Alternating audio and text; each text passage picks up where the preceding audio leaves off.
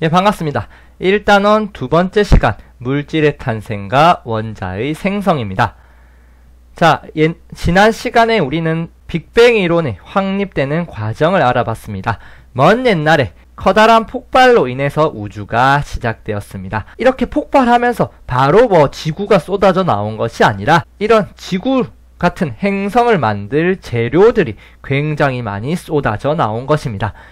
이런 재료들이 모여서 바로 지구부터 그리고 지금 공부를 하고 있는 여러분까지 모든 만물을 만들게 된 것이죠. 자, 그렇게 만들어진 이런 물질들, 우리 세상에 존재하는 만물들은 무엇으로 이루어져 있을까요?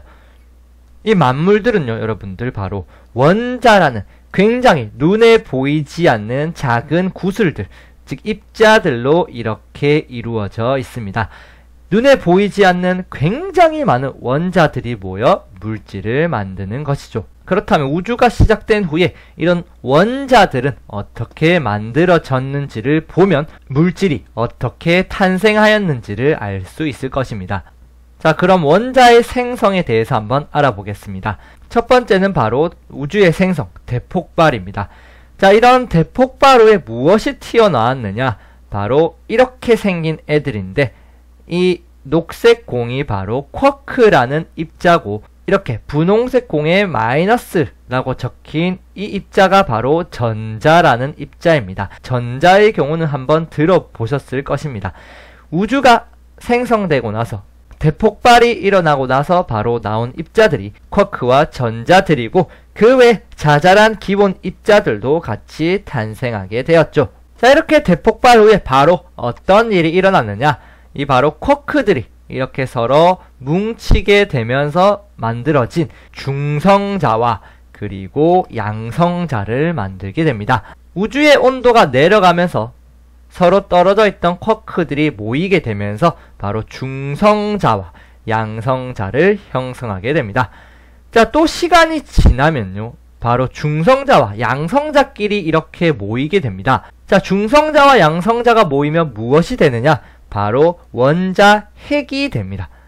즉 중성자와 양성자는 모여서 원자 핵을 형성하는데, 이때의 시간이 빅뱅 후 3분이 지난 때였습니다. 자, 이렇게 3분 뒤 원자핵이 형성되고 나서 굉장히 오랜 시간이 흐르게 됩니다.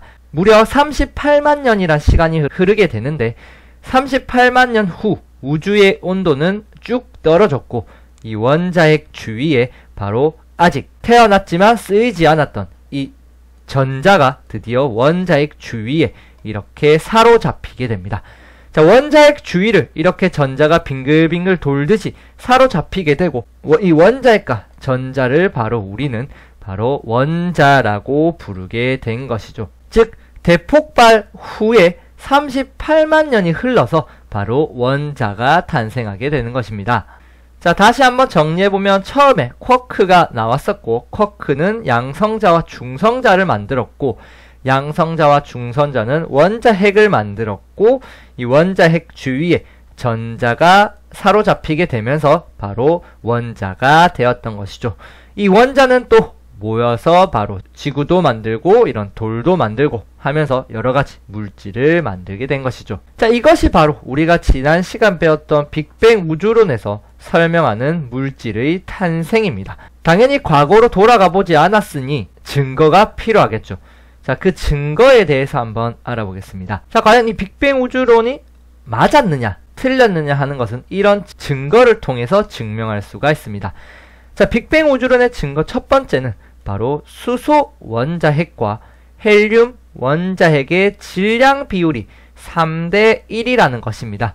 조금 말이 어렵겠지만 그냥 이 말 그대로를 그냥 외워두시는 게 지금은 훨씬 나을 것이라 봅니다. 수소 원자핵과 헬륨 원자핵 질량 비율이 3대 1이라는 것이 빅뱅 우주론의 증거가 되었습니다. 자, 추가 설명을 좀 하자면 이것은 가모프, 즉 빅뱅 우주론을 탄생시킨 이 가모프라는 사람이 바로 수학적 계산을 통해서 예상한 비율입니다. 즉 관찰을 한 것이 아니라 예상을 하니까 수소 원자핵과 헬륨 원자핵의 질량 비율이 3대 1일 것이라고 예상을 한 것이죠.